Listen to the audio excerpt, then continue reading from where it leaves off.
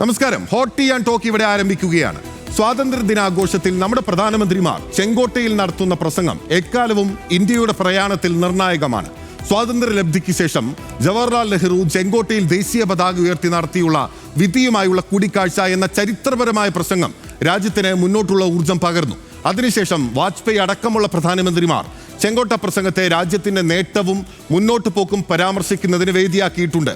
എന്നാൽ ഇന്നലെ പ്രധാനമന്ത്രി നരേന്ദ്രമോദി ചെങ്കോട്ടയിൽ സ്വാതന്ത്ര്യ ദിനത്തിന്റെ ഭാഗമായി ദേശീയ പതാക ഉയർത്തി നടത്തിയ പ്രസംഗത്തിൽ RSSനെ കാര്യമായി പ്രശംസിച്ചത് വൻ വിവാദത്തിനാണ് വഴിയൊരുക്കിയത്. കോൺഗ്രസും CPIM അടക്കം പ്രധാന പ്രതിപക്ഷ പാർട്ടികളെല്ലാം ശക്തമായ വിമർശനവുമായി രംഗത്തെത്തിയിരിക്കുകയാണ്. മുഖ്യമന്ത്രി പിണറായി വിജയൻ ഉൾപ്പെടെ അതിരൂക്ഷമായ ഭാഷയിലാണ് വിമർശനം ഉന്നയിക്കുന്നത്. RSS കർശനമായി നടപ്പാക്കുമെന്ന് അറിയിച്ച 75 വയസ്സ് പ്രായ നിബന്ധന ഒഴിവാക്കാനാണ് മോദിയുടെ പരാമർശം എന്നും ആരോപണമുണ്ട്. ഹോട്ട് ടീ ആൻഡ് ടോക്ക് പരിശോധിക്കുകയാണ്. 75 മറികടക്കാനാണോ RSS പ്രശംസ? ചർച്ചയിൽ നമുക്കൊപ്പം റിജിൽ മാങ്കുറ്റി, കോൺഗ്രസ് പ്രതിനിധി, TP സിന്ധുമോൾ BJPയിൽ നിന്ന് എന്നിവർ നമുക്കൊപ്പം ചേരുകയാണ്.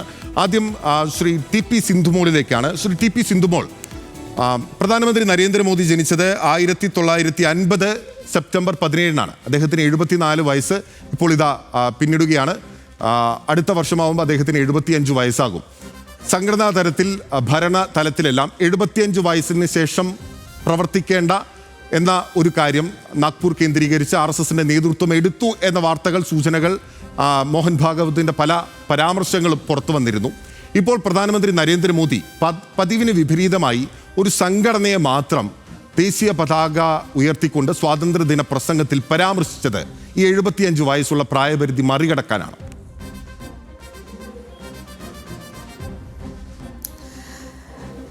ഏറ്റവും ബാലിശമായിട്ടുള്ള ഒരു ചോദ്യവും കണ്ടെത്തലുമാണെന്നാണ് ഞാനിതിനെ പറയാൻ ആഗ്രഹിക്കുന്നത്.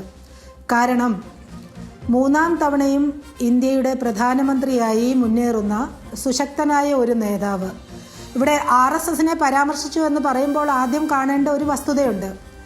ഈ രണ്ട് പ്രധാനമന്ത്രിമാരെ, അടൽജിയെയും നരേന്ദ്രമോദിജിയെയും, ഇത്രയും സുശക്തരായ രണ്ട് പ്രധാനമന്ത്രിമാരെ സംഭാവന ചെയ്ത ഒരു വലിയ പ്രസ്ഥാനമാണ് RSS. അതിലാർക്കും തർക്കമുണ്ടാകുമെന്ന് ഞാൻ വിചാരിക്കുന്നില്ല. RSSന്റെ പ്രചാരകരായിരുന്നു ഇവർ. RSS പ്രചാരകരായിരിക്കുന്ന കാലഘട്ടത്തിൽ രാഷ്ട്ര സേവനത്തിൻ്റെ ഭാഗമായി RSSന്റെ ഒരുപാട് പരിവാർ പ്രസ്ഥാനങ്ങളുണ്ട്, എണ്ണിയാൽ ഒടുങ്ങാത്ത പ്രസ്ഥാനങ്ങളുണ്ട്. വിദ്യാഭ്യാസ മേഖലയിലുണ്ട്, സേവാഭാരതി പ്രവർത്തിക്കുന്നു, ഏകൽ വിദ്യാലയങ്ങളുണ്ട്, BMS ഉണ്ട്, ട്രേഡ് യൂണിയൻ രംഗത്ത് BMS ഉണ്ട്, വിദ്യാർത്ഥി രംഗത്ത് വിദ്യാർത്ഥി പരിഷത്തുണ്ട്, രാഷ്ട്രീയ രംഗത്ത് BJP ഉണ്ട്. അങ്ങനെ നിരവധി പ്രസ്ഥാനങ്ങൾ. ഈ സംഘത്തിൽ നിന്നും സംഘത്തിൻ്റെ ശീലങ്ങൾ സ്വായത്തമാക്കി അതിൽ നിന്നും വ്യക്തിനിർമ്മാണം നടത്തി പുറത്തിറങ്ങുന്ന ആളുകൾ ഒന്നിച്ചുകൂടുന്ന വിവിധ മേഖലകൾ, അവിടെ പ്രവർത്തിക്കുന്നവർ, പ്രസ്ഥാനങ്ങൾ, അങ്ങനെ നിരവധി പ്രസ്ഥാനങ്ങൾ സംഘത്തിൻ്റെ ഭാഗമായി ഈ രാജ്യത്തുടനീളം മാത്രമല്ല അന്താരാഷ്ട്ര തലത്തിലും പ്രവർത്തിച്ചു കൊണ്ടിരിക്കുമ്പോൾ ഇത്തരമൊരു ചോദ്യത്തിന് തന്നെ പ്രസക്തി ഉണ്ടോ എന്നുള്ള കാര്യം നമ്മൾ ചിന്തിക്കണം.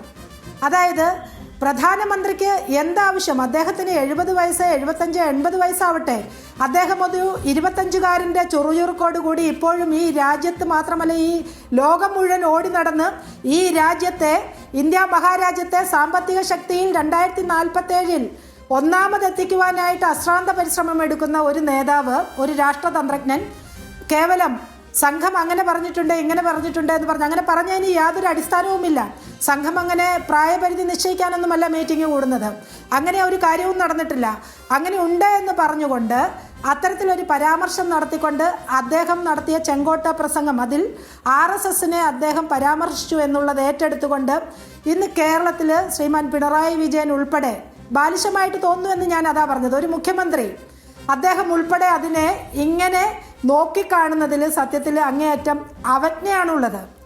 ഇവിടെ RSS എന്താണെന്ന് ശ്രീമാൻ പിണറായി വിജയന് നന്നായിട്ട് അറിയാമെന്ന് ഞാൻ മനസ്സിലാക്കുന്നു. അദ്ദേഹം ഇങ്ങനെ പലതും പറയുന്നുണ്ടാവും, പല നേതാക്കന്മാരും പറയുന്നുണ്ടാവും. ഇവിടുത്തെ കോൺഗ്രസിൻ്റെ നേതാക്കന്മാർക്കും ഇവിടുത്തെ CPMന്റെ നേതാക്കന്മാർക്കും എല്ലാവർക്കും എന്താണ് രാഷ്ട്രീയ സ്വയം സേവക സംഘം എന്നുള്ളത് വളരെ വ്യക്തമായിട്ടറിയാം.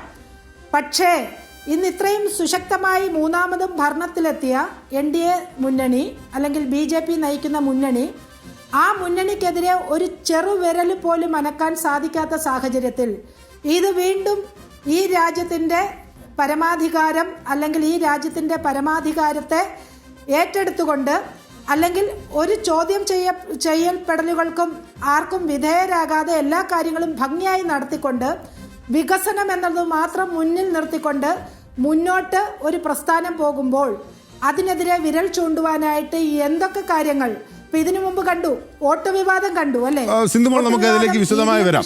അങ്ങ് തന്നെ ചൂണ്ടിക്കാട്ടിയല്ലോ അടൽ ബിഹാരി വാജ്പേയി അടക്കമുള്ള പ്രധാനമന്ത്രിമാരെ സംഭാവന ചെയ്തിട്ടുള്ള രാഷ്ട്രീയ ധാരയാണ് RSS BJP എന്നുള്ളത്. തർക്കമില്ല, അവരുടെ രാഷ്ട്രീയം എന്താണ് എന്നുള്ളത് വ്യക്തമാണ്. പക്ഷേ ഇവിടെ നരേന്ദ്രമോദി എന്ന് പറയുന്ന സ്വയം സേവകൻ BJP നേതാവ് എന്ന കപ്പാസിറ്റിയിലല്ലല്ലോ അദ്ദേഹം ചെങ്കോട്ടയിൽ നമ്മുടെ ദേശീയ പതാക ഉയർത്തുന്നതും പ്രസംഗിക്കുകയും ചെയ്യുന്നത്. നോക്കൂ, അങ്ങ് തന്നെ ചൂണ്ടിക്കാട്ടിയതുപോലെ തന്നെ അടൽ ബിഹാരി വാജ്പേയി അടക്കമുള്ള BJP പ്രധാനമന്ത്രിമാർ മോദിയുടെ കഴിഞ്ഞ 2 ടൈമിൽ ഉൾപ്പെടെ RSSനെ പ്രകീർത്തിക്കുന്ന ഒരു നടപടി, RSS എന്നല്ല ഒരു സംഘടനയെ പ്രത്യേകിച്ച് അങ്ങനെ പ്രകീർത്തിക്കേണ്ട സാഹചര്യം എന്താണ് ചെങ്കോട്ട പ്രസംഗത്തിൽ? അത് രാജ്യത്തെപ്പറ്റി, രാജ്യത്തിന്റെ വികസനത്തെപ്പറ്റി മോദി പല പ്രധാനപ്പെട്ട കാര്യങ്ങളും പറഞ്ഞു. GST നയവുമായി ബന്ധപ്പെട്ട സുപ്രധാന പ്രഖ്യാപനമുണ്ടായി. ഓപ്പറേഷൻ സിന്ദൂറിനെ അദ്ദേഹം ആവർത്തിച്ചു. സുദർശന ചക്രം എന്ന പേരിലുള്ള രാജ്യത്തിന്റെ ഒരു ഡിഫൻസ് സിസ്റ്റത്തിന്റെ വികസനത്തെ പറ്റി പറഞ്ഞു. അതിൻ്റെ എല്ലാം ഇടയിൽ ഈ RSSനെ എന്തിനാണ് ഇങ്ങനെ പ്രകീർത്തിക്കുന്നത്? അതും ഒരു ഔദ്യോഗിക പ്ലാറ്റ്ഫോമിൽ ഇന്ത്യയുടെ പ്രധാനമന്ത്രി. അദ്ദേഹം ഇന്ത്യൻ പ്രധാനമന്ത്രിയായി അദ്ദേഹത്തിന്റെ സേവനം ഈ രാജ്യത്തിന് നൽകുന്നുണ്ടെങ്കിൽ അദ്ദേഹത്തെ അതിന് പ്രാപ്തനാക്കിയത് RSS എന്നുള്ള പ്രസ്ഥാനമാണെന്ന് അദ്ദേഹം അഭിമാനത്തോടെ പറയുന്നു.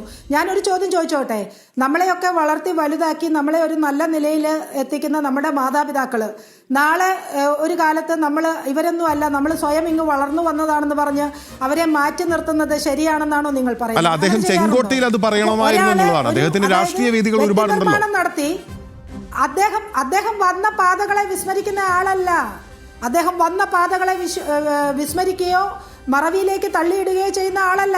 ഞാൻ വന്നത് ഒരു പ്രചാരകനായിട്ടാണ്, ഞാൻ ചായക്കടക്കാരനാണെന്ന് പറയാൻ അദ്ദേഹം മടി കാണിക്കുന്നില്ലല്ലോ. ഇന്ത്യൻ പ്രധാനമന്ത്രി, പരമോന്നത സ്ഥാനത്തിരിക്കുന്ന ഇന്ത്യൻ പ്രധാനമന്ത്രി ഞാനൊരു ചായവാല ആയിരുന്നു എന്ന് പറയാൻ മടി കാണിക്കുന്നില്ലല്ലോ. നടന്നു വന്ന വഴികളെ വിസ്മരിക്കാതെ മറവിയിൽ തള്ളിയിടാതെ ആ നടന്നു വന്ന വഴികളിൽ അദ്ദേഹത്തിന് ഇന്ന് അദ്ദേഹമായി തീരുവാനുള്ള പാത ഒരുക്കിയത് എന്തൊക്കെയാണോ അതിനെ സ്മരിക്കുക എന്ന് പറയുന്നത് നരേന്ദ്രമോദി ഇന്ത്യയുടെ പ്രധാനമന്ത്രി ആകുന്നതിന് മുമ്പേ RSSന്റെ പ്രചാരകനായിരുന്നു. BJPയുടെ പ്രധാനപ്പെട്ട നേതാവായിരുന്നു. ഗുജറാത്തിന്റെ മുഖ്യമന്ത്രിയായിരുന്നു. RSS എന്ന് പറയുന്നത് ലോകത്തിലെ ഏറ്റവും വലിയ സന്നദ്ധ സംഘടനയാണ് എന്നീ തുടങ്ങിയുള്ള പരാമർശങ്ങളാണ് മോദിയുടെ ഭാഗത്തു നിന്നുണ്ടായത്. അത് ഇത്ര വിവാദമാക്കേണ്ട കാര്യമുണ്ടോ? RSS എന്നത് ഈ രാജ്യം കണ്ട ഏറ്റവും വലിയ വർഗീയ തീവ്രവാദ ഹിന്ദു മതത്തിൻ്റെ പേരിൽ രൂപീകരിക്കപ്പെട്ട ഒരു സംഘടനയാണ്. ഏറ്റവും വലിയ തീവ്രവാദ സംഘടനയാണ്. ആ സംഘടനയാണ് ഈ രാജ്യത്ത് നമുക്കറിയാൻ സാധിക്കും. രാജ്യത്തിൻ്റെ വിഭജനം ഉൾപ്പെടെ പ്രത്യേകിച്ച് രാജ്യത്തിൻ്റെ വ്യത്യസ്തമായ ധാരകൾ ഈ രാജ്യത്ത് കൊണ്ടുവരികയും നമ്മുടെ നാനാത്വത്തിൽ ഏകത്വം എന്ന് പറയുന്ന ഈ രാജ്യത്തിൻ്റെ ധാരകൾക്കെതിരായിട്ടുള്ള ഹിന്ദുത്വ രാഷ്ട്രീയ അജണ്ട കൊണ്ടുവരാനുള്ള തീരുമാനമെടുത്ത് മുമ്പോട്ട് വന്ന സംഘടനയാണ് RSS എന്നുള്ളത് നമ്മുടെ മുമ്പിലുണ്ടല്ലോ. അപ്പോൾ സ്വാതന്ത്ര്യ ദിനത്തിലാണ് നരേന്ദ്രമോദി RSSനെ പ്രകീർത്തിച്ചുകൊണ്ട് ഇങ്ങനെ പറഞ്ഞത്. നരേന്ദ്രമോദി RSS ആണ്, ആർക്കും തർക്കമില്ലാത്ത കാര്യമാണ്. പക്ഷേ അത് ചെങ്കോട്ടയിൽ ഇന്ത്യയുടെ സ്വാതന്ത്ര്യ ദിനത്തിൽ പ്രത്യേകിച്ച് സ്വാതന്ത്ര്യ സമര പോരാട്ടവുമായി ഒരു പുലകുളി ബന്ധവുമില്ലാത്ത ഈ ഒരു സംഘടനയെ എന്തിനാണ് ഇപ്പോഴും വെള്ളപൂശുന്നത്? എന്താണ് അതിൻ്റെ അജണ്ട? ഇന്ത്യയുടെ സ്വാതന്ത്ര്യ സമര ഘട്ടത്തിൽ എവിടെയെങ്കിലും RSSന് പങ്കുണ്ടോ? RSSൻ്റെ ഏതെങ്കിലും ഒരാളുകൾ ഈ രാജ്യത്തിൻ്റെ സ്വാതന്ത്ര്യ സമരത്തിൽ പോരാട്ടത്തിൽ പിടഞ്ഞു വീണ് രക്തസാക്ഷിയായിട്ടുണ്ടോ? ഇപ്പോൾ അവർ പറയുന്നത് ഞങ്ങളുടെ രക്തസാക്ഷി ആയിട്ടുണ്ട് എന്നൊക്കെ പറയുന്നു. പേര് ചോദിച്ചാൽ ABCDEFGHIJK എന്നൊക്കെ പറയൂ. കാരണം അതാണ് അവരുടെ പുതിയ പാറ്റേൺ.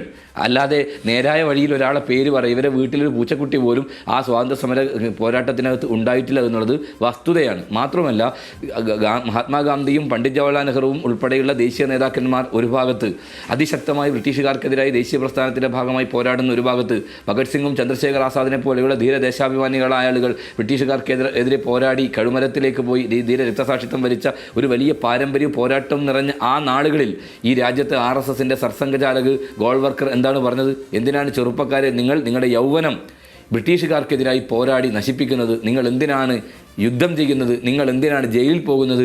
നിങ്ങൾ ആഭ്യന്തര ശത്രുക്കൾക്കെതിരായി പോരാട്ടം നടത്തണമെന്ന് പറഞ്ഞ് ഈ രാജ്യത്തിൻ്റെ സ്വാതന്ത്ര്യ സമരത്തെ ബ്രിട്ടീഷുകാർക്ക് വേണ്ടി ഒറ്റുകൊടുത്തവരുടെ പാരമ്പര്യത്തിൽ നിൽക്കുന്നവരാണ് RSS. ആ RSSന് എന്തിനാണ് ഈ സ്വാതന്ത്ര്യ ദിനത്തിൽ ഇങ്ങനെ വാനോടെ പുകഴ്ത്തുന്ന ഒരു ചരിത്രത്തെ മാറ്റിമറിച്ചുകൊണ്ട് ഈ രാജ്യത്തിനകത്ത് കോൺഗ്രസും ദേശീയ പ്രസ്ഥാനവും ഉൾപ്പെടെ നടത്തിയിട്ടുള്ള പോരാട്ടത്തെ ആ പോരാട്ടത്തെ ആകമാൻ ഇകഴ്ത്തി കാണിച്ച് ഈ തീവ്രവാദ സംഘടനയാണ് RSS എന്ന് പറയുന്ന തീവ്രവാദ സംഘടനയാണ് ഈ രാജ്യത്തെ ഏറ്റവും വലിയ സംഘടന എന്ന് മോദി എസ്റ്റാബ്ലിഷ് ചെയ്യുകയാണ്. അങ്ങനെ എസ്റ്റാബ്ലിഷ് ചെയ്തതുകൊണ്ടൊന്നും ഈ നാട്ടിലെ ജനങ്ങൾക്ക് ചരിത്രത്തെ ബോധ്യപ്പെടുത്താൻ സാധിക്കില്ല, ചരിത്രത്തെ തമസ്കരിക്കാൻ സാധിക്കില്ല. ചരിത്രം യാഥാർത്ഥ്യമായി നിൽക്കുകയാണ്. ഈ രാജ്യത്ത് ഒരു കാര്യം കൂടി പറയാൻ ആഗ്രഹിക്കുകയാണ്. ഇന്നലെ ഭാരത് പെട്രോളിയത്തിൻ്റെ സ്വാതന്ത്ര്യദിന കാർഡിനകത്ത് ഗാന്ധിജിയുടെ മുകളിലാണ് ആര്? സർവർക്കർ. ആരാണ് സർവർക്കർ? മഹാത്മാഗാന്ധിയെ കൊല്ലാൻ ഗൂഢാലോചന നടത്തിയ കേസിനകത്ത് വിചാരണ നേരിട്ട് ആ കേസിൽ 6ാമത്തെ പ്രതിയാക്കപ്പെട്ട ഒരാളാണ് സർവർക്കർ. മാത്രവുമല്ല, ഈ രാജ്യത്ത് വിഭജനത്തിൻ്റെ ഈ രാജ്യത്തെ വിഭജിക്കണമെന്നുള്ള തീരുമാനമെടുക്കാൻ ആദ്യം പ്രസ്താവന നടത്തിയ ആളാണ് സർവർക്കർ അല്ലേ? ആ സർവർക്കറല്ലേ ഹിന്ദുക്കൾക്ക് ഒരു രാഷ്ട്രം, മുസ്ലിങ്ങൾക്ക് ഒരു രാഷ്ട്രം എന്ന് പറഞ്ഞ് മുഹമ്മദ് അലി ജിന്ന പാകിസ്ഥാൻ എന്ന് പറയുന്ന ഒരു രാജ്യത്തിന് വേണ്ടി വാദം ഉന്നയിക്കുന്നതിന് മുമ്പ് ഈ രാജ്യത്ത് ദുരാഷ്ട്രവാദം ഉന്നയിച്ച ആളാണ് ആര്? സവർക്കർ. ആ സവർക്കറെയാണ് പണ്ഡിറ്റ് ജവഹർലാൽ പോലെ ലോകം ആരാധിക്കുന്ന, ലോകം കണ്ട ഏറ്റവും വലിയ ഭീഷണാശാലിയായ ഒരു ഭരണകർത്താവിനെ ഇന്ത്യയുടെ സ്വാതന്ത്ര്യ സമര പോരാട്ടത്തിനകത്ത് കടന്നു വരികയും തൻ്റെ സർവസ്വവും ഈ നാടിന് വേണ്ടി സമർപ്പിക്കുകയും ചെയ്ത് 9 വർഷക്കാലം ഈ നാടിന് വേണ്ടി ജയിലിൽ കടന്ന് പോരാട്ടം നടത്തി ഈ രാജ്യത്തിന് മതേതരത്വവും ജനാധിപത്യവും അതോടൊപ്പം തന്നെ ഒരു ഭരണഘടനയും സംഭാവന നൽകാൻ ഇന്ത്യ ഒരു മതനിരപേക്ഷ ജനാധിപത്യ രാജ്യമാക്കി മാറ്റാനുള്ള ശ്രമം നടത്തിക്കൊണ്ട് ആധുനിക ഇന്ത്യയുടെ ശില്പികളിൽ ഒരാളായി മാറിയ പണ്ഡിറ്റ് ജവഹർലാൽ നെഹ്റുവിനെ അവഗണിച്ചുകൊണ്ട് സർവർക്കർ എന്ന് പറയുന്ന രാജ്യദ്രോഹിയെ മാപ്പെഴുതി കൊടുത്തവനെ ഈ രാജ്യത്തിനകത്ത് പ്രതിഷ്ഠിക്കുമ്പോൾ BJP സംഘപരിവാർ കാണിക്കുന്ന നിലപാട് എന്താണ്? അവരുടെ രാഷ്ട്രീയം എന്താണ്? സ്വാഭാവികമായി അത് ചോദ്യം ചെയ്യപ്പെടണ്ടേ? ഇപ്പോൾ പറയുന്നു ഞങ്ങൾ 3ാം ടേം അധികാരത്തിൽ വന്നു. ആ ടേം അധികാരത്തിൽ വന്നത് എങ്ങനെയാണ് എന്നുള്ളത് ഈ നാട് കാണുക. രാഹുൽ ഗാന്ധി ഈ രാജ്യത്തിന് മുമ്പിൽ ജനാധിപത്യത്തിനകത്ത് ഒരു പൗരൻ ഒരു വോട്ടാണ്. ആ വോട്ട് കൊള്ള നടത്തിയാണ്, തട്ടിപ്പ് നടത്തിയാണ്. അതുൾപ്പെടെയുള്ള ആരോപണങ്ങളാണ് പ്രതിപക്ഷം നിരന്തരമായി മുന്നോട്ട് വെക്കുന്നത്. അതിനിടയിലാണല്ലോ ഈ സ്വാതന്ത്ര്യം അവർ പറഞ്ഞ്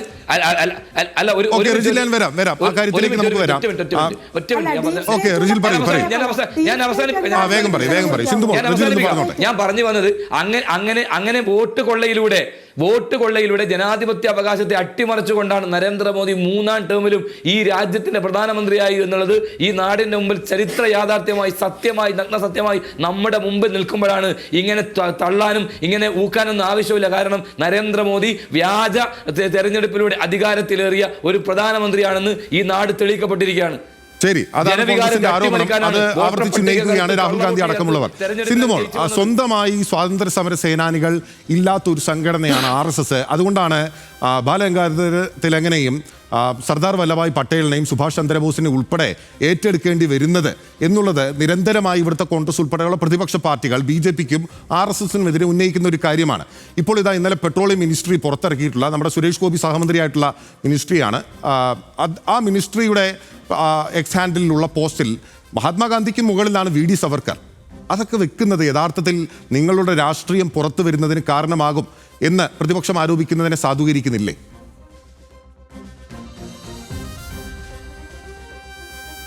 ആദ്യം തന്നെ ഞാൻ പറയട്ടെ, ഈ റിജുൽ മാക്കുറ്റിയോടും അതുപോലെയുള്ള കോൺഗ്രസ്സുകാരോടും പോയിട്ടൊന്ന് ചരിത്രം പഠിക്കാൻ പറ. മിനിമം ചരിത്രമെങ്കിലും പഠിക്കാം. RSS എന്ന് പറയുന്നത് ഞങ്ങൾ എങ്ങും പറയുന്നില്ല, ഞങ്ങൾ ഒരു സമരവും നടത്തിയെന്ന് ഞങ്ങൾ അവകാശപ്പെടുന്നില്ല. പക്ഷേ ബാക്കി കേട്ടോളൂ. ക്വിറ്റ് ഇന്ത്യ പ്രസ്ഥാനത്തിൻ്റെ ഭാഗമായി 42 ഓഗസ്റ്റ് 16 നടന്ന ചിമൂറിൽ നടന്ന പ്രക്ഷോഭത്തിന് നേരെ ബ്രിട്ടീഷുകാർ വെടിവെപ്പ് നടത്തി. പോയി നോക്കൂ, ചരിത്രം നോക്കൂ. അവിടെ വെടിയുതിർത്തപ്പോൾ കൊല്ലപ്പെട്ട രാംദാസ് രാംപുരെ അന്വേഷിക്കൂ. റിജുൽ മാക്കുറ്റി, രാഹുൽ ഗാന്ധിയോട് അന്വേഷിക്കാൻ പറയൂ. ചിമൂറിൽ അത് സ്വയം സേവകനാണ്, RSSകാരനാണ്. ചിമൂറിൽ പ്രക്ഷോഭം നയിച്ചതിന് വധശിക്ഷയ്ക്ക് വിധിക്കപ്പെട്ട ദാദാ നായിക് സ്വയം സേവകനാണ്.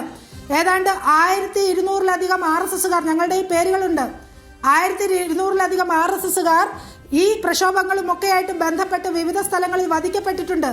നിങ്ങൾക്കറിയുമോ? RSS ഒരിടത്തും സമരത്തിന്റെ ആഹ്വാനം കൊടുത്തുകൊണ്ട് ഞങ്ങൾ സമര സംഘടനയാണെന്ന് പറഞ്ഞു വന്നിട്ടില്ല. പക്ഷേ ഈ ചിമൂറിലൊന്നും വധിക്കപ്പെട്ട RSSകാരുടെ പടമല്ലല്ലോ ഈ സ്വാതന്ത്ര്യ പോസ്റ്ററിലൊക്കെ വെച്ചിരിക്കുന്നത്. അവിടെ VD സവർക്കറും ഉൾപ്പെടെയുള്ള ആളുകളുടെ പടമല്ല. ഞാൻ മുഴുവൻ പറയട്ടെ. 1962 ഇന്ത്യ ചൈന യുദ്ധത്തിന് ശേഷം എന്തിനാണ് നെഹ്റു RSSകാരെ റിപ്പബ്ലിക് ദിന പരേഡിന് വിളിച്ചത്? പറയൂ. എന്തിനാണ് വീര സവർക്കറെ ആദ്യത്തെ മന്ത്രിസഭയിലേക്ക് ചേരാൻ പറഞ്ഞ് എന്തിനാണ് നെഹ്റു ക്ഷണിച്ചത്? വീര സവർക്കർ അത്ര മോശം ആളായതുകൊണ്ടാണോ? ശ്രീ ടി പി സിന്ധുമോൾ, അത് നിരന്തരമായി RSS ഉന്നയിക്കുന്ന ഒരു വാദമാണ്. പക്ഷെ അത് കോൺഗ്രസ് തള്ളുന്നുണ്ട്. 2018 ഞാൻ പറയാം, അതൊന്ന് ക്ലാരിറ്റി വരുത്താം. 2018 ഇന്ത്യ ടുഡേ മാഗസിൻ വിവരാവകാശ നിയമപ്രകാരം, അതായത് വിവരാവകാശം വന്നതിന് ശേഷം RTI പ്രകാരം പ്രതിരോധ മന്ത്രാലയത്തോട് 2018 നിങ്ങളുടെ മിനിസ്ട്രിയാണ്, ആ മിനിസ്ട്രിയോട് വിവരങ്ങൾ തേടിയിരുന്നു. 1963 റിപ്പബ്ലിക് ദിന പരേഡിന്റെ ഘടന, അതിൽ പങ്കെടുത്ത പ്രസ്ഥാനങ്ങളെ പറ്റി ഉൾപ്പെടെ. അതിലൊന്നും RSSന്റെ പേര് പറയുന്നില്ല, വിവരങ്ങൾ ലഭ്യമല്ല എന്നുള്ളതാണ് പറയുന്നത്. ഒരുപക്ഷെ വർഷങ്ങൾക്ക് മുൻപുള്ള കാര്യമാണ്. പക്ഷേ കോൺഗ്രസും അതിനുശേഷം നെഹ്റുവിൻ്റെ പിന്തുടർച്ചക്കാരായി വന്ന ആളുകൾ ഉൾപ്പെടെയുള്ള ആളുകൾ, സർക്കാർ സംവിധാനങ്ങളൊന്നും RSSന് നെഹ്റു ക്ഷണിച്ചു എന്നുള്ളതിനെ ഒരു തെളിവ് മുന്നോട്ട് വെക്കാൻ പറ്റിയിട്ടില്ല. അത് RSSനും പറ്റിയിട്ടില്ല.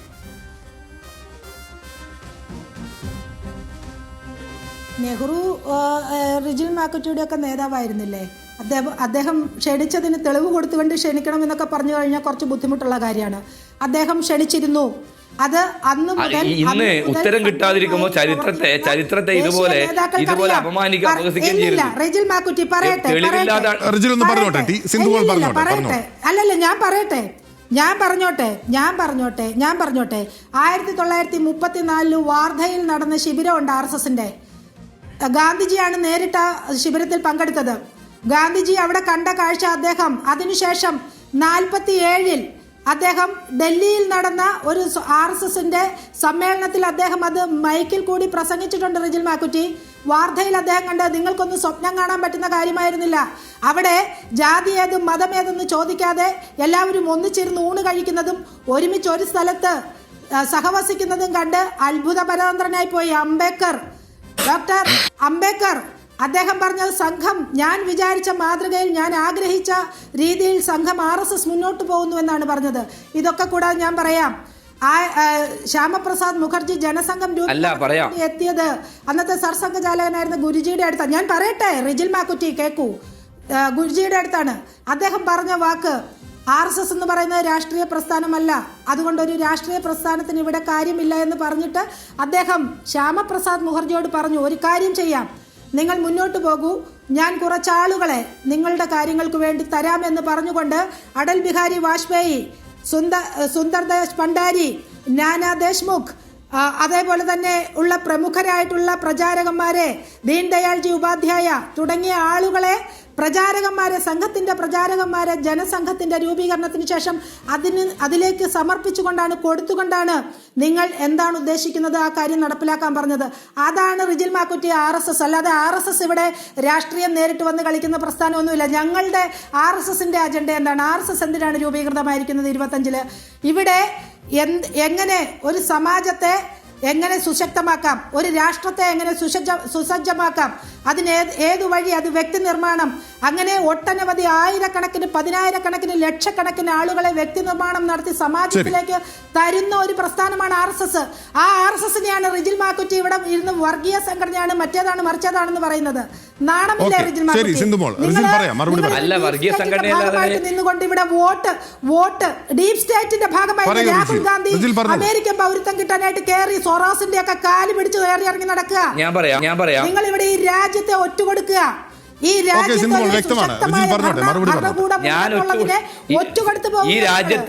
രാജ്യത്തെ ഒറ്റുകൊടുക്കുന്നത് ആരാണെന്നും ഈ ഒറ്റുകൊടുത്തതിന്റെ പാരമ്പര്യം വാങ്ങിയതും ബ്രിട്ടീഷുകാരിൽ നിന്ന് അതിന്റെ ഫലം വാങ്ങിയവരും നിങ്ങളാണ് എന്നുള്ളത് ചരിത്രത്തിന്റെ യാഥാർത്ഥ്യമാണ്. എന്റെ ചോദ്യം ഇതാണ്, RSSന്റെ സർസംഘചാലകായ ഗോൾവൽക്കർ അങ്ങനെ ഒരു പ്രസ്താവന നടത്തിയിട്ടില്ല എന്ന് ഈ പറയുന്ന BJP വക്താവിന് പറയാൻ സാധിക്കോ? സ്വാതന്ത്ര്യ സമര പോരാട്ടത്തിൽ പങ്കെടുക്കരുതെന്ന് ഈ നാട്ടിൽ RSSകാരോട് ചെറുപ്പക്കാരോട് ആഹ്വാനം ചെയ്തത് സർസംഘചാലക ഗോൾവൽക്കർ അല്ലേ? അയാളല്ലേ വിചാരധാര എഴുതിയത്? ആ വിചാരധാര ശത്രുക്കളെ പ്രഖ്യാപിച്ചിട്ടില്ലേ?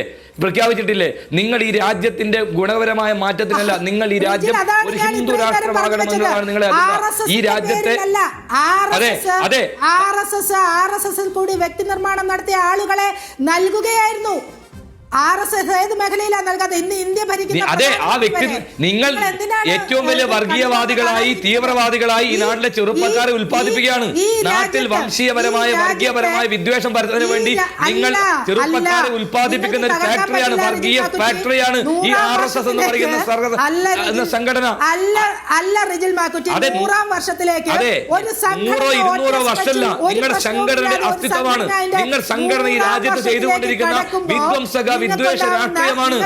ആ വിധ്വംസക വിദ്വേഷ രാഷ്ട്രീയമാണ് നിങ്ങൾ നടപ്പാക്കുന്നത്. ഇവിടെ ഭാരതീയ ജനതാ പാർട്ടി 2047 എന്ന് പറയുന്ന ലക്ഷ്യത്തിലേക്ക് മുന്നേറുമ്പോൾ നിങ്ങൾ വരും, രാഹുൽ ഗാന്ധി, ഡീപ് സ്റ്റേറ്റിന്റെയും സോറോസിന്റെയും ഒക്കെ നിങ്ങൾ കള്ളവോട്ടും വ്യാജവോട്ടും വോട്ട് കൊള്ളയും നടത്തി തെരഞ്ഞെടുപ്പിനെ അട്ടിമറിക്കുകയാണ്.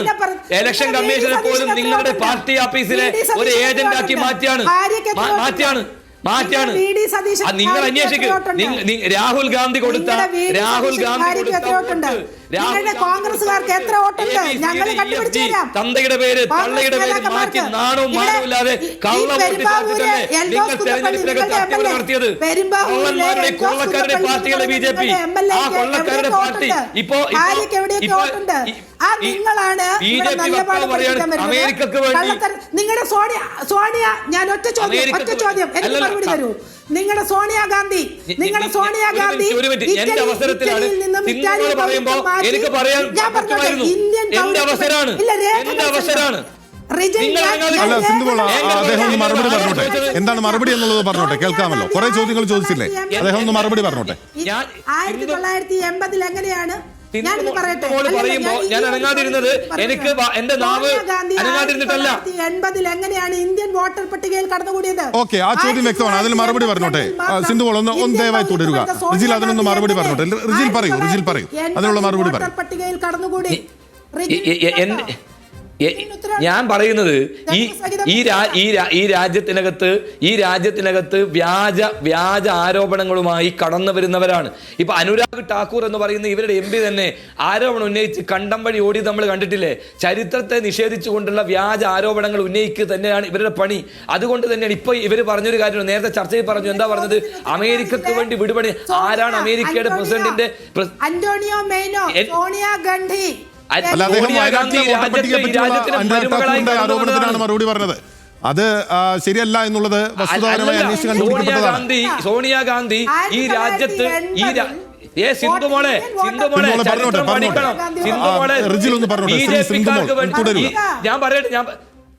ഞാൻ പറയട്ടെ ബ്രിട്ടീഷുകാർക്ക് വേണ്ടി ഏജന്റ് പണിയെടുത്ത് ഈ നാട്ടിൽ മാപ്പെഴുതി കൊടുത്ത് മുന്നോട്ട് പോകുമ്പോൾ ഈ രാജ്യം വിൽക്കാനുണ്ടോ ഞാൻ എടുക്കാമെന്ന് പറഞ്ഞ ഒരു വലിയ പാരമ്പര്യമുള്ള കുടുംബമുണ്ട്. മോട്ടിലാൽ നെഹ്റുവിന്റെ കുടുംബം ഈ രാജ്യത്തിന് വേണ്ടി സർവ്വതും സമർപ്പിച്ച കുടുംബം.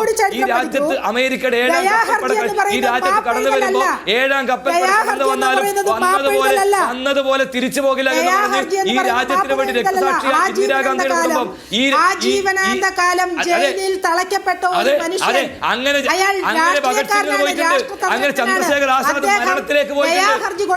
ചന്ദ്രശേഖർ ആസാദും ഭഗത് സിംഗും ഉദ്ധം സിംഗ് ഉൾപ്പെടെയുള്ള ധീരദേശാഭിമാനികൾ അവർ കഴിമരത്തിലേക്ക് കടന്നു പോയിട്ടുണ്ട്. അവർ ബ്രിട്ടീഷുകാർക്ക് മാപ്പെഴുതി കൊടുത്തിട്ടില്ല. സിന്ധുമോൾ പറഞ്ഞ ഒരു പ്രധാനപ്പെട്ട കാര്യം ഇപ്പോൾ സവർക്കറുമായി ബന്ധപ്പെട്ട കാര്യമാണല്ലോ.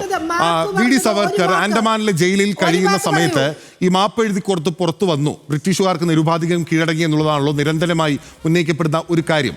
അന്ന് ഇപ്പോൾ സിന്ധുമോൾ പറയുന്നത് കേട്ടു, അത് അദ്ദേഹം ഒരു രാഷ്ട്രതന്ത്രജ്ഞനാണ്, രാഷ്ട്രീയക്കാരനാണ്, ആജീവനാന്തകാല ജയിൽവാസം ഒഴിവാക്കുന്നതിന് വേണ്ടിയിട്ടാണ് എന്നുള്ളതാണ്. പക്ഷെ അദ്ദേഹം ആ ചരിത്ര രേഖകൾ പ്രകാരം, പുറത്തു വന്ന രേഖകൾ പ്രകാരം അതിൽ അദ്ദേഹം എഴുതി കൊടുത്തിരിക്കുന്നത് ഇനി ബ്രിട്ടീഷ് രാജ്ഞിയോടോ അല്ലെങ്കിൽ ബ്രിട്ടീഷ് സാമ്രാജ്യത്തോടോ ഞാൻ സമരം ചെയ്യില്ല എന്നുള്ളതാണ്. അത് കീഴടങ്ങലല്ലേ എന്നുള്ളതാണ് ഇവിടെ ഉയരുന്ന ചോദ്യം. അത് മാപ്പാണോ? നിങ്ങൾ എന്താണ് ഈ ചോദിക്കുന്നത്? അതാണോ മാപ്പ്? അല്ല, ഞാൻ സിന്ധുമോളിന് നിരുപാധികം കീഴടങ്ങുന്നു എന്ന് പറഞ്ഞാൽ പിന്നെ മറ്റെന്താണ്? ഈ രാജ്യത്തിനെതിരായി പറഞ്ഞോട്ടെ, സിന്ധുമോൾ പറഞ്ഞോട്ടെ, ഒന്ന് ക്ലാരിറ്റി വരുത്തിക്കോട്ടെ. ചെറുപ്പക്കാരെ നിങ്ങൾക്ക് ഒന്ന് ക്ലാരിറ്റി വരുത്തിക്കോട്ടെ, ഈ കാര്യത്തിൽ ഒന്ന് ക്ലാരിറ്റി വരുത്തിക്കോട്ടെ, ദയവായി തുടരുക. അനുകൂലമായി ഇനി ബ്രിട്ടീഷ് സാമ്രാജ്യത്വമേ നിങ്ങൾക്കെതിരായി എന്റെ ഭാഗത്ത് ഒരു നിലപാടും ഉണ്ടാവില്ല എന്ന് ഏറ്റവും നിർദ്ദാക്ഷിണ്യം. അത് വ്യക്തമാണ്. നമുക്ക് ഈ VD സവർക്കറുടെ കാര്യത്തിൽ എന്താണ് മറുപടി എന്നൊന്നും കേൾക്കാം. ദയവായി തുടരുക. പറയൂ സിന്ധുമോൾ പറയൂ. ഒരു കാര്യം കൂടി സമയമുണ്ട്. ഞാൻ വരും അടുത്ത ടൈമിൽ. സിന്ധുമോൾ മറുപടി പറഞ്ഞാൽ ഞാൻ വരും. ഒറ്റ മിനിറ്റ്. എന്റെ വാദം ഇതാണ്. ഇങ്ങനെ ചർച്ച പോകാനാവില്ല. അതാണ് ഞാൻ പറയുന്നത്. ഒന്നും മനസ്സിലാവില്ല, നമുക്ക് അവ്യക്തമായി നിൽക്കും. അതാണ് രാജഗുരുവിനെ ഇവരെ തൂക്കിലേറ്റി ഇവർക്ക് വേണമെങ്കിൽ മാപ്പെഴുതി കൊടുക്കാമായിരുന്നല്ലോ. ബ്രിട്ടീഷുകാർക്കെതിരായി പോരാടില്ല മാപ്പെഴുതി കൊടുക്കാമായിരുന്നല്ലോ. അവർ മാപ്പെഴുതി കൊടുക്കാതെ അതിലാണ് ക്ലാരിറ്റി വരുത്താൻ ശ്രമിക്കുന്നത്. റിജിൽ തുടരുക, ദയവായി തുടരുക. സിന്ധുമോൾ പറയാം, അത് മാപ്പല്ലാതെ മറ്റെന്താണ് എന്നുള്ളതാണ് ചോദ്യം. ആ പാരമ്പര്യത്തിന് വിരുദ്ധമായാണ് ഞാൻ നിങ്ങളോടൊപ്പം നിൽക്കാം. ദയാഹർജി എന്ന് പറയുന്നത് ആ ജയിലിൽ ആജീവനാന്ത കാലം കിടക്കുന്ന 10-11 വർഷത്തിനിടെ അതിലുപരി ആജീവനാന്ത കാലം വിധിക്കപ്പെട്ട ആളുകൾ പുറത്തിറങ്ങുവാനായി പുറത്തിറങ്ങുവാനായി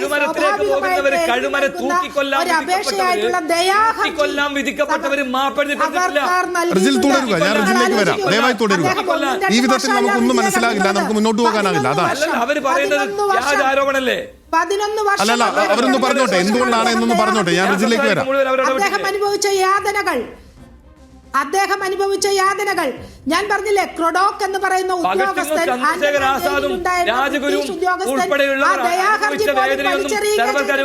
ആ ദയാഹർജിയിലല്ല പുറത്തിറങ്ങിയത്. 1911 ആൻഡമാൻ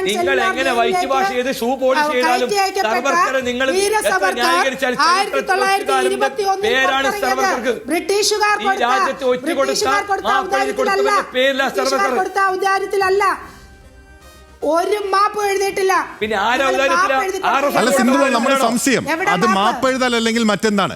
ഇപ്പോൾ ഗാന്ധിജി മുതലുള്ള എല്ലാ നേതാക്കളും, ഇപ്പോൾ കേരളത്തിൽ നിയമസടക്കമുള്ള ഒരുപാട് നേതാക്കൾ, ഇപ്പോൾ നിങ്ങളുടെ നേതാക്കളായിരുന്ന ആളുകൾ ഉൾപ്പെടെ ജയിലിൽ കിടന്നിട്ടുണ്ടല്ലോ. അവരൊന്നും ഈ വിധത്തിലുള്ള ഒരു പരാമർശം ബ്രിട്ടീഷ് സാമ്രാജ്യത്വത്തോട് വിധേയത്വം പ്രഖ്യാപിക്കുന്നു അല്ലെങ്കിൽ ഞാൻ സമരം ചെയ്യില്ല എന്നൊരു പരാമർശം നടത്തിയിട്ടില്ലല്ലോ. അതാണ് സംശയം. അത്രയേറെ വർഷം മഹാത്മാഗാന്ധി ജയിലിൽ കിടന്നിട്ടുണ്ട്. കൊടുമ്പിരിക്കൊണ്ടിരിക്കുന്ന ഒരു കാലഘട്ടത്തിൽ തന്റെ തന്ത്രങ്ങളും തന്റെ ചിന്താശക്തിയും ഒക്കെ ഒരു രാജ്യത്തിന് ആവശ്യമുണ്ടെന്ന് മനസ്സിലാക്കിയ ഒരു രാഷ്ട്രീയക്കാരൻ അല്ലെങ്കിൽ ഒരു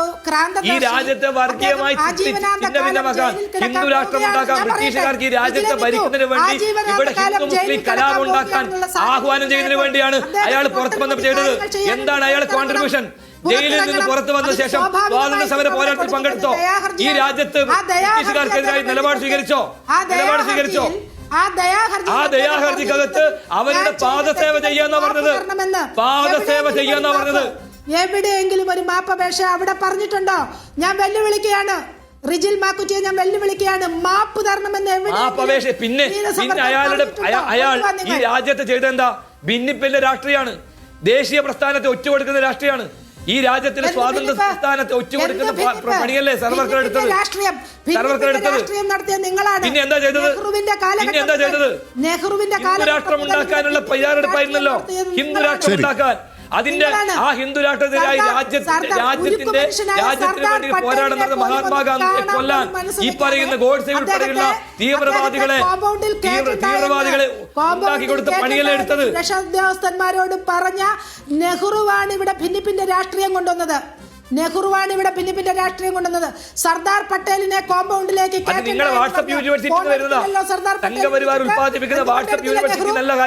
അവിടെ പ്ലാൻ ചെയ്യുകയായിരുന്നു. ഇന്ത്യയെ എങ്ങനെ വിഭജിക്കണമെന്ന്. എത്ര ട്രില്യൺ ഡോളറാണ് പാകിസ്ഥാന് കൊടുക്കണം? അതുൾപ്പെടെയുള്ള ആരോപണങ്ങൾ നിൽക്കുന്നുണ്ട്. സിന്ധു ഒന്ന് തുടരുക. റിജിൽ, ഇവിടെ ഒരു കാര്യം, RSSനെ ഇങ്ങനെ കണ്ട് വേട്ടയാടേണ്ട ഒരു സാഹചര്യം നിലനിൽക്കുന്നുണ്ടോ? നോക്കൂ, കഴിഞ്ഞ 15 വർഷമായി നരേന്ദ്രമോദി രാജ്യം ഭരിക്കുകയാണ്. അവർക്ക് വലിയ ഭൂരിപക്ഷം ഉണ്ടായിരുന്ന 2 സർക്കാരുകൾ ഇവിടെ അധികാരം വന്നു. മൂന്നാമത്തെ ഒരു സർക്കാർ അധികാരത്തിൽ വന്നതിന് ശേഷം ഇപ്പോഴാണല്ലോ നിങ്ങൾ ഈ ആരോപണങ്ങളെല്ലാം ഉന്നയിക്കുന്നത്. അപ്പോൾ അദ്ദേഹം RSSൽ എല്ലാവരും ചേരണമെന്നോ എല്ലാവരും ഹിന്ദു ധർമ്മത്തിലേക്ക് കൺവേർട്ട് ചെയ്യണമെന്നോ ഒന്നും പറഞ്ഞിട്ടില്ലല്ലോ. അദ്ദേഹം RSS നടത്തിയിട്ടുള്ള ഒരു പരിപാടി അല്ലെങ്കിൽ അവരുടെ ഈ 100 വർഷത്തെ ഒരു ശതാബ്ദി ആഘോഷിക്കുന്ന ഘട്ടത്തിൽ അതിനെ പ്രകീർത്തിച്ചു, ഒരു നൂറ്റാണ്ട് തയ്ക്കുന്ന ഒരു സംഘടനയെ പ്രശംസിച്ചു എന്നത് മാത്രമായി കാണാനാകുമോ എന്നുള്ളതാണ് BJP ഉയർത്തുന്ന ഒരു ചോദ്യം. അല്ലല്ലോ, അത് അദ്ദേഹം പറയേണ്ടത് RSSന്റെ ശിബിരത്തിലല്ലേ പോയി പ്രസംഗിക്കേണ്ടത്. ഈ രാജ്യത്തിന്റെ സ്വാതന്ത്ര്യ സമര പരേഡ് നടത്തുന്ന രാജ്യത്തിന്റെ പ്രധാനപ്പെട്ട ഒരു സ്വാതന്ത്ര്യ ദിവസം ഈ രാജ്യത്തിന്റെ സ്വാതന്ത്ര്യ സമരത്തെ ഒറ്റുകൊടുക്കാൻ നേതൃത്വം കൊടുത്തൊരു സംഘടനയെ വാനോളം പുകഴ്ത്തലാണോ? അത് അവരുടെ പഠന ശിബിരമോ അല്ലെങ്കിൽ അവരുടെ പരിപാടി നടക്കുമ്പോൾ നരേന്ദ്രമോദി RSSകാരൻ പ്രസംഗിക്കാം. ഈ രാജ്യത്തിന്റെ പരിപാടിക്കകത്ത് കയറി പ്രസംഗിക്കണോ? അങ്ങനെ പ്രസംഗിക്കാനുള്ളതല്ല ഇന്ത്യൻ പ്രധാനമന്ത്രി. അദ്ദേഹത്തിന് കാര്യങ്ങൾ അറിയാം. നിങ്ങൾ പറയുന്നിടത്ത് പ്രസംഗിക്കാനും പ്രവർത്തിക്കാനുമുള്ള അതെ കാര്യം എങ്ങനെ വോട്ട് തട്ടി വോട്ട് കൊള്ള നടത്തി അധികാരത്തിലേറാന്നറിയാം നരേന്ദ്രമോദിക്ക്. അതാണ് അറിയാം. ഓക്കെ റിജിൽ, ഇപ്പൊ റിജിൽ ഉന്നയിച്ച ഒരു കാര്യമുണ്ടല്ലോ, അതുകൂടെ ഒന്ന് പറഞ്ഞു പോകണം. നേരത്തെ സിന്ധുമോൾ പറഞ്ഞപ്പോൾ ഞാനത് പിന്നെ വെക്കാമെന്ന് പറഞ്ഞതാണ്. നേരത്തെ അത് ഉന്നയിക്കുകയും ചെയ്തു. ഇപ്പോൾ വോട്ട് കൊള്ളയാണ്, വോട്ട് ചോരിയാണ് പ്രധാനമായും രാഹുൽ ഗാന്ധി ഉൾപ്പെടെയുള്ള രാജ്യത്തെ എല്ലാ പ്രതിപക്ഷ പാർട്ടികളും മുന്നോട്ട് വെക്കുന്നത്. അതിൽ മാത്രം ഇന്ത്യയുടെ പ്രധാനമന്ത്രി ഇതുവരെ മറുപടി പറഞ്ഞിട്ടില്ല. അപ്പോൾ ചെങ്കോട്ടയിൽ അതിന് മറുപടി പറയേണ്ട സാഹചര്യമുണ്ടോ എന്ന് ചോദിച്ചാൽ അതില്ല. പക്ഷേ പ്രധാനമന്ത്രി അതിൽ മറുപടി പറയാൻ ബാധ്യസ്ഥനല്ലേ? നിങ്ങളുടെ ആരോപണങ്ങൾ അത് തെറ്റാണെന്നുണ്ടെങ്കിൽ തെറ്റാണെന്ന് പ്രധാനമന്ത്രിക്ക് പറയാമല്ലോ.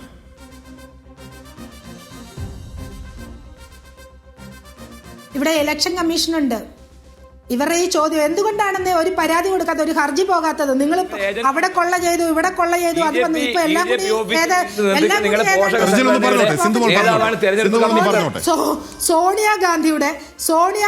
സോണിയാഗാന്ധിയുടെ അതായത് കള്ളവോട്ട് ചെയ്ത് ഇറങ്ങി വരുന്ന ഇന്ദിരാഗാന്ധി മുഖം മറച്ച് ഇറങ്ങി വരുന്ന, സാരി തലപ്പ് കൊണ്ട് മുഖം മറച്ച് ഇറങ്ങി വരുന്ന ചിത്രം വരെ ഇന്ന് സോഷ്യൽ മീഡിയയിൽ വൈറലാ. കള്ളവോട്ടും കള്ളത്തരവും കള്ളം പറച്ചിലും ഇതെല്ലാം കൊണ്ട് ഈ രാജ്യം 10-60 വർഷക്കാലം ഭരിച്ചു മുടിച്ചത് കോൺഗ്രസ് തന്നെയാ. ആ കോൺഗ്രസിന്റെ ഓരോ ചെയ്തികളെയും ഞങ്ങൾ തുറന്നു കാണിക്കും. ഞാൻ ഇന്ദിരാഗാന്ധി രാജ്യം കണ്ട ഏറ്റവും വലിയ ദുർഗന്ധം വിളിച്ചത് നിങ്ങളുടെ നേതാവ് അടൽ ബിഹാരി വാജ്പേയിയാണ്. പേര് വന്നത് എങ്ങനെയാ? അതിന് ഉത്തരം പറ. സോണിയാഗാന്ധി ഈ രാജ്യം കണ്ട ഏറ്റവും വലിയ ശക്തി ദുർഗയാണെന്ന് ഇന്ത്യൻ പാർലമെന്റ് പ്രസംഗിച്ച നേതാവിന്റെ പേര് സംഘപരിവാർ നേതാവായ അടൽ ബിഹാരി വാജ്പേയിയാണ്. ഇലക്ഷൻ ഓഫീസ് ഉണ്ട് ഇവിടെ, ചീഫ് ഇലക്ഷൻ ഓഫീസർ ഉണ്ട് ഇവിടെ. മനസ്സിലായില്ലേ? അവർ ഉത്തരം പറയുന്നുണ്ട്. നിങ്ങൾക്ക് പരാതി ഉണ്ടെങ്കിൽ സുപ്രീം കോടതി പോകും. ചീഫ് ഇലക്ഷൻ ഓഫീസർ എന്ന് പറയുന്നത് നിങ്ങളുടെ ബിജെപിയുടെ അഖിലേന്ത്യാ സെക്രട്ടറി സമല്ലേ? അങ്ങനെയാണ് അയാൾ അപ്പണിയിൽ എടുക്കുന്നത്. മാന്യമായിട്ട് ഈ പ്രശ്നത്തെ കൈകാര്യം ചെയ്യേണ്ടത്. അല്ലാതെ ഡീപ് സ്റ്റേറ്റ് സോറോസ് പറയുന്നത് കേട്ട് ഈ രാജ്യത്തെ സ്വതന്ത്രമായ അധികാരത്തെ വെട്ടിച്ചുരുക്കി പ്രധാനമന്ത്രി സുപ്രീം കോടതി ജഡ്ജിയെ മാറ്റി അവിടെ തനിക്ക് ഇഷ്ടപ്പെട്ട മന്ത്രിയെ വെച്ച് തന്റെ ഇഷ്ടക്കാരനെ രാജ്യത്തിന്റെ തെരഞ്ഞെടുപ്പ് കമ്മീഷനാക്കി വോട്ട് കൊള്ള നടത്തി അധികാരത്തിലേറാൻ ഒരു മടിയുമില്ലാത്ത നാണം കെട്ടവരല്ലേ ഈ രാജ്യം ഭരിക്കുന്നത്? ഈ രാജ്യത്തെ നിഷ്പക്ഷരായ ജനങ്ങൾ അതുകൊണ്ട് തന്നെ ഈ വിഷയത്തെ പരമപുച്ഛത്തോടെ എടുത്തിരിക്കുന്നത്. അങ്ങനെ ഒരു മറുപുറമല്ലേ? അതായത് വോട്ട് ചോരി ആരോപണം രാഹുൽ ഗാന്ധി വലുതായി ഉന്നയിച്ചു. ഇന്നിപ്പോൾ ഇതാ ബീഹാറിൽ നിന്ന് വോട്ട് അധികാർ യാത്ര രാഹുൽ ഗാന്ധി ആരംഭിക്കാൻ പോവുകയാണ്. വലിയ പ്രതിഷേധ പരിപാടിയെല്ലാം കേന്ദ്ര തെരഞ്ഞെടുപ്പ് കമ്മീഷൻ ആസ്ഥാനത്ത് നടത്തുകയും ചെയ്തു. പക്ഷെ അതങ്ങ് കാര്യമായി ക്ലിക്കായില്ല. അതുകൊണ്ടാണ് ഇപ്പോൾ ഈ RSS പരാമർശമൊക്കെ ഇത്ര വലിയ പർവ്വതീകരിച്ച് കാണിക്കുന്നത് എന്ന് BJP പ്രതിരോധിക്കുന്നുണ്ട്. അല്ലെന്ന് ഞങ്ങൾ തുടങ്ങിയിട്ടേ ഉള്ളൂ. ഞങ്ങൾ ഈ രാജ്യത്തെ ജനങ്ങൾക്ക് ഇറങ്ങുകയാണ്. ഞങ്ങൾ പറയാൻ ആഗ്രഹിക്കും, കഴിഞ്ഞ തെരഞ്ഞെടുപ്പ് 400+ എന്നാണ് നരേന്ദ്രമോദി പറഞ്ഞത്. ചന്ദ്രബാബു നായിഡുവിന് നിതീഷ് കുമാറിന്റെ പിൻബലത്തിൽ അല്ലേ ഇപ്പൊ ഭരിക്കുന്നത്?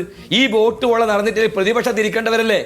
പ്രതിപക്ഷത്തേക്ക് പോകേണ്ട ഒരു പാർട്ടിയല്ലേ? ഈ പറയുന്ന ഊക്ക് വർത്താനം പറയുമ്പോൾ ഇത്രയും വലിയ ഞങ്ങൾ ഭയങ്കരമാണെന്ന് പറയുമ്പോൾ കഴിഞ്ഞ പാർലമെന്റ് തെരഞ്ഞെടുപ്പ് ഇവരുടെ അവസ്ഥ എന്താ?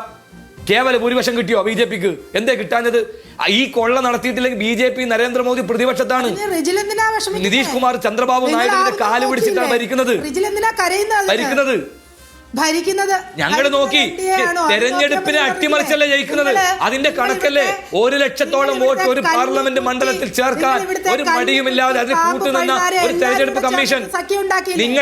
ഞങ്ങൾ ചോദിച്ചു സോഫ്റ്റ് കോപ്പിക്ക് രാഹുൽ ഗാന്ധി കൊടുത്തിട്ടില്ലല്ലോ തെരഞ്ഞെടുപ്പ് കമ്മീഷൻ. BJPയുടെ നേതാവ് അനുരാഗ് ഠാക്കൂർ ചോദിച്ചപ്പോൾ കൊടുത്തില്ലേ സോഫ്റ്റ് കോപ്പി? അപ്പൊ നിങ്ങളുടെ ഏജന്റ് അല്ലേ തെരഞ്ഞെടുപ്പ് കമ്മീഷൻ? നിങ്ങൾ അതിനെ ദുരുപയോഗം ചെയ്യാം. രാജ്യത്തിന്റെ ഭരണഘടനാ സ്ഥാപനമായ തെരഞ്ഞെടുപ്പ് കമ്മീഷനെ നിങ്ങൾ ദുരുപയോഗം ചെയ്യാണ്. നിങ്ങളുടെ ഏജന്റ് തെരഞ്ഞെടുപ്പ് കമ്മീഷൻ BJPയുടെ ഏജന്റ് ആണ്. BJP മൂന്നാമത് ഇവിടെ ഭരിക്കുന്നത്. BJP ഇവിടെ ആ സഖ്യം 300 സീറ്റുമായി വന്നു. 300 സീറ്റുമായി ഇന്ത്യൻ പാർലമെന്റിനകത്ത് വന്നിട്ടുണ്ട്. ഇപ്പൊ നിങ്ങൾ രാജ്യത്തിന്റെ ഉള്ളിൽ വോട്ട് ചോരി എന്ന് പറഞ്ഞ് RSS എന്ന് പറഞ്ഞ് വിഭജനം എന്ന് പറഞ്ഞ് ഇല്ലാത്ത കാര്യങ്ങൾ നമുക്ക് ചർച്ച അവസാനിപ്പിക്കേണ്ട സമയമായി. സമയപരിമിതി ഉള്ളതുകൊണ്ടാണ് ഇടപെടുന്നത്. റിജിൽ ഒന്ന് തുടരുക. റിജിലേക്ക് ഞാൻ വരാം. സിന്ധുമോൾ ഒന്ന് കൺക്ലൂഡ് ചെയ്യാം. ഈ പറയാനുള്ളത് പറഞ്ഞ് കൺക്ലൂഡ് ചെയ്യാം. എന്തുകൊണ്ടാണ് ഈ മോദി RSSനെ ഇങ്ങനെ പ്രകീർത്തിച്ചത് എന്നുള്ളതിന് മതിയായ വിധത്തിൽ ആരോപണങ്ങളെ പ്രതിരോധിക്കാനുള്ള വാദങ്ങൾ BJPക്ക് ഉയർത്താനാകുന്നുണ്ടോ? പറഞ്ഞ് കൺക്ലൂഡ് ചെയ്യാം. ഞാൻ ആദ്യം തൊട്ട് പറഞ്ഞല്ലോ, സുശക്തരായ 2 പ്രധാനമന്ത്രിമാരെ സംഭാവന ചെയ്ത മഹാപ്രസ്ഥാനമാണ് RSS. അതിന്റെ ക്രെഡിറ്റ് എടുക്കാൻ എങ്ങും വന്നിട്ടില്ല. RSS 25 മുതൽ പ്രവർത്തനം ആരംഭിച്ചും 100ാം വർഷത്തിലേക്ക് പോകുന്നത് ഞാൻ ആദ്യം സൂചിപ്പിച്ചതുപോലെ RSS ഒരു രാഷ്ട്രീയ പ്രസ്ഥാനമാണെന്നോ സമരപ്രസ്ഥാനമാണെന്നോ പറഞ്ഞുകൊണ്ടല്ല. അത് നിശബ്ദമായി പ്രവർത്തിക്കുകയാണ്. എവിടെ? ജനങ്ങൾക്കിടയിൽ. ഞാൻ പറഞ്ഞില്ലേ, വ്യക്തി നിർമ്മാണം, അതിലൂടെ സമാജത്തെ സുശക്തമാക്കുക, അതിലൂടെ രാഷ്ട്രത്തെ സുശക്തമാക്കുക. അതിനുവേണ്ടി വ്യക്തി നിർമ്മാണത്തിലൂടെ എല്ലാ മേഖലകളിലേക്കും ജനങ്ങളെ പ്രൊവൈഡ് ചെയ്യുക, കാര്യകർത്താക്കളെ നൽകുക, നേതാക്കന്മാരെ നൽകുക. ഈ പ്രവർത്തനം 100 വർഷം തികയാൻ പോകുന്ന ഈ ഭാരതത്തിൽ ആരംഭിച്ചിട്ട് ഈ പ്രസ്ഥാനമുള്ളതുകൊണ്ട്, ഈ പ്രസ്ഥാനത്തിന്റെ പ്രവർത്തനമുള്ളത് കൊണ്ടാണ് ഇന്ത്യ ഇന്നും വിഭജിക്കാതെ അഖണ്ഡ അതുകൊണ്ടാണ് ഇന്ത്യ ഇങ്ങനെ സുശക്തമായി നിൽക്കുന്നത് എന്നുള്ള പോയിന്റാണ് BJP പറയുന്നത്. ഓക്കെ, റിജിൽ മറുപടി പറയാം. വളരെ വേഗത്തിൽ കൺക്ലൂഡ് ചെയ്യാം താങ്കൾക്ക്. ഒന്ന് RSS എന്ന് പറയുന്നത് ഈ രാജ്യത്തിന്റെ മതനിരപേക്ഷ ദമനിയിലേക്ക് വർഗീയതയുടെയും വിഷത്തിന്റെ വിഷബീജം കുത്തിക്കയറ്റുന്ന പണിയാണ് ഈ 100 വർഷക്കാലം എടുക്കുന്നത്. ഈ രാജ്യത്തെ ജനങ്ങളെ ഭിന്നിപ്പിക്കാൻ ശ്രമം നടത്തുന്ന ലക്ഷണമൊത്ത തീവ്രവാദ സംഘടനയാണ് RSS. അതിനെ അങ്ങനെ വെള്ളപൂശിയിട്ടൊന്നും കാര്യമില്ല. അത് ഈ രാജ്യത്തെ ജനങ്ങൾക്ക് നന്നായിട്ട് അറിയാം. അത് ഉൽപ്പാദിപ്പിക്കുന്ന വിഷ ഫാക്ടറിയിൽ നിന്ന് വരുന്ന വിഷമാണ് ഈ രാജ്യത്തിനകത്ത് ഉൽപ്പാദിപ്പിച്ചുകൊണ്ടിരിക്കുന്നത് എന്നുള്ളത് നമുക്കറിയാൻ സാധിക്കും. പിന്നെ ഇവർ പറയാണ് ഈ രാജ്യത്തിന്റെ അഭിമാനം. ട്രംപ് ഒന്ന് കൈ ഉയർത്തുമ്പോൾ മുട്ട് പറക്കുന്ന ഒരു പ്രധാനമന്ത്രിയല്ലേ ഈ രാജ്യം ഭരിക്കുന്നത്? അമേരിക്ക തീരുമാനിക്കുന്ന നയങ്ങൾ നടപ്പാക്കാൻ ഒരു പാവ സർക്കാരല്ലേ ഈ രാജ്യം ഭരിക്കുന്നത്? ആ അമേരിക്കൻ പ്രസിഡന്റിനോട് നിക്സനോട് എന്റെ 7ാം കപ്പൽ പട ഇങ്ങ് വന്നാൽ അതുപോലെ തിരിച്ചു പോകില്ല എന്ന് നട്ടലോടുകൂടി നെഞ്ചുറപ്പോടുകൂടി പറഞ്ഞ ഇന്ദിരാഗാന്ധി ഈ രാജ്യത്തെ പ്രധാനമന്ത്രിയായിരുന്നു. അങ്ങനെ ഈ രാജ്യത്ത് ഈ രാജ്യത്തിന്റെ അഭിമാനം ആരുടെ അമേരിക്കയുടെ മുമ്പിൽ പണയം വെക്കാൻ കോൺഗ്രസ് ഭരിക്കുമ്പോൾ തയ്യാറായിട്ടില്ല. ഡോക്ടർ മൻമോഹൻ സിംഗ് ഭരിക്കുമ്പോൾ തയ്യാറായിട്ടില്ല. ഈ രാജ്യത്തെ ജനങ്ങൾ അവിടെ പോയപ്പോൾ അവരെ പിടിച്ചു കെട്ടി കങ്ങലക്കിട്ട് ഈ അമൃതസറിലെ വിമാനത്താവളത്തിൽ കൊണ്ട് തള്ളിയപ്പോൾ തെറ്റാണെന്ന് പറയാൻ ആർജവം കാണിച്ചോ? ഡോക്ടർ മൻമോഹൻ സിംഗ് ഇന്ത്യ ഭരിക്കുമ്പോൾ അത്തരം ഒരു നിലപാട് അവിടെ ഉണ്ടായപ്പോൾ അമേരിക്കയോട് എടുത്ത നിലപാട് എന്താണെന്ന് മാധ്യമപ്രവർത്തകർ താങ്കൾക്കറിയാലോ? അമേരിക്കക്ക് വേണ്ടി സർവ്വതും ത്യജിച്ചുകൊണ്ട് നിൽക്കുന്ന വിനീത വിധേയനാണ് ആര്? നരേന്ദ്രമോദി. ആ നരേന്ദ്രമോദി അധികാരം പിടിക്കാനാണ് ഈ വോട്ട്. പ്രത്യാരോപണങ്ങൾ എന്തായാലും തുടരുകയാണ്. പ്രധാനമന്ത്രിയുടെ ചെങ്കോട്ട പ്രസംഗം ഉയർത്തിയിട്ടുള്ള രാഷ്ട്രീയ വിവാദം ഇങ്ങനെ കത്തി നിൽക്കുകയാണ്. വളരെ നന്ദി റിജിൽ മാങ്കുറ്റി, ഒപ്പം തന്നെ ടിപ്പി സിന്ധുമോൾ ചർച്ചയിൽ ഹോട്ട് ആൻഡ് ടോക്കിൽ അതിഥികളായി എത്തിയതിന്.